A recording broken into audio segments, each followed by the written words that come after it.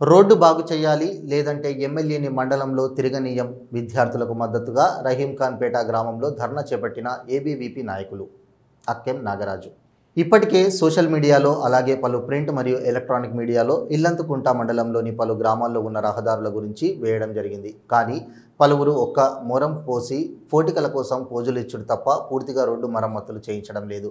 ఈరోజు రాజన్న సిరిసిల్ల జిల్లా ఇల్లంతకుంట మండలంలోని రహీంఖాన్పేట గ్రామంలో విద్యార్థులతో రోడ్డుపై బైఠాయించి రాస్తారోకో నిర్వహించిన ఏబీవీపీ నాయకులు. దాంతో వాహనాలు భారీగా నిలిచిపోయాయి. మండలంలో ఉన్నవారు జిల్లా కేంద్రానికి వెళ్లాలంటే ఇబ్బందులకు గురయ్యారు.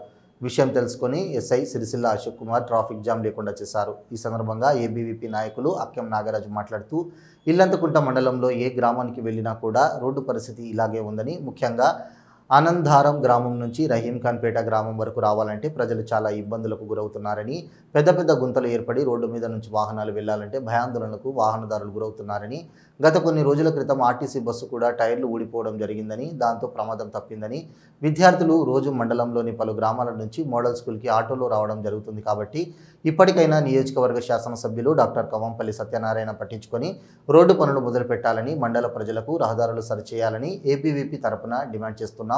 లేదంటే మండలం ఎవరికి తిరగనీయం అని అక్కెం నాగరాజు వ్యక్తం చేశారు.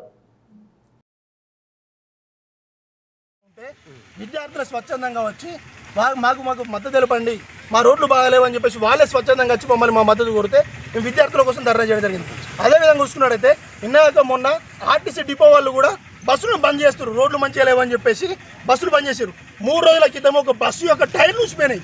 ఇక్కడ అనంతరం నుంచి వీళ్ళతో కూడా మధ్య ఉన్నటువంటి ఏదైతే రోడ్డు ఉందో అది చూడండి. ఒక్కొక్కసారి కాంగ్రెస్ నాయకులు 10 మందిని పొందబెట్టచ్చల్లా అంత పెద్ద గుంతలు ఉన్నాయి.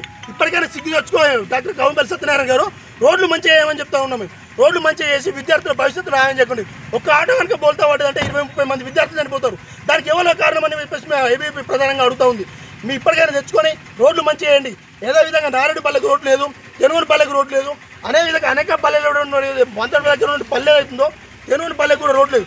ఇలాంటి పల్లెలు ఏవైతే ఉన్నాయో అన్నిటి కూడా రోడ్లు పోయండి.